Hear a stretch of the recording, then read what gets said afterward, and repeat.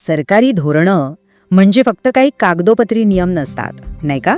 खरं तर ती सामाजिक बदल घडवणारी आणि लोकांना सक्षम करणारी खूप शक्तिशाली साधनं असू शकतात. आज आपण अशाच एका धोरणाबद्दल बोलणार आहोत, ते म्हणजे दिव्यांग व्यक्तींचं सक्षमीकरणासाठी. हे एकच वाक्य या संपूर्ण योजनेचा आत्मा आहे असं म्हणायला हरकत नाही. पण मग प्रश्न पडतो की एखादा धोरण खरंच सक्षमीकरण आणि सामाजिक समावेश कसा काय घडवून आणू शकतं?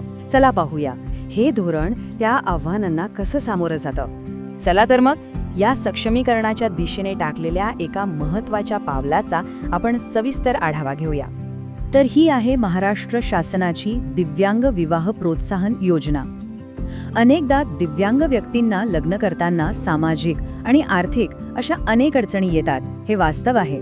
तर ही योजना त्याच अडचणींवर मात करण्यासाठी एक ठोस उपाय म्हणून समोर येते. ओके, अच्छा. मग प्रश्न असा आहे की ही योजना आर्थिक पातळीवर नेमकी कशी मदत करते? तर शासनानं यात काही महत्त्वाचे बदल केलेत आणि नवीन आर्थिक अनुदान जाहीर केलंय. चला बघूया हे आकडे काय आहेत. पहिला आकडा आहे 1.5 लाख रुपये. आता हे अनुदान कोणासाठी आहे? तर जेव्हा एखादी दिव्यांग व्यक्ती आणि अव्यांग व्यक्ती विवाह करतात तेव्हा त्यांना प्रोत्साहन देण्यासाठी ही रक्कम दिली जाते.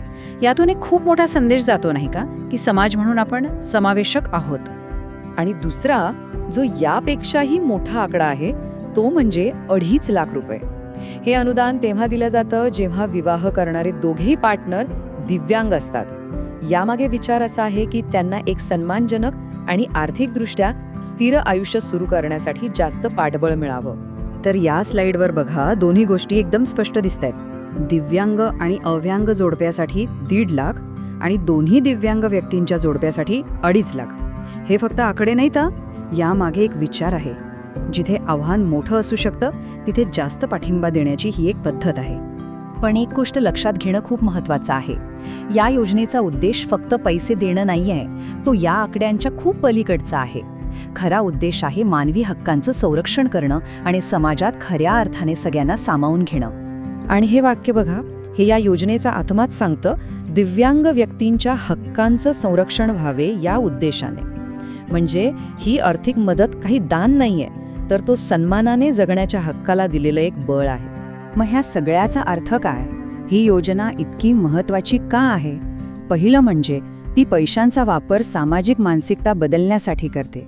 दुसरं, ती व्यक्तींच्या हातात निवड स्वातंत्र्य देऊन त्यांना थेट सक्षम करते. आणि सगळ्यात महत्त्वाचं म्हणजे दिव्यांगत्व म्हणजे कौटुंबिक जीवनात अडथळा ही जी एक जुनी समजूत आहे तिलाच ही योजना थेट आव्हान देते.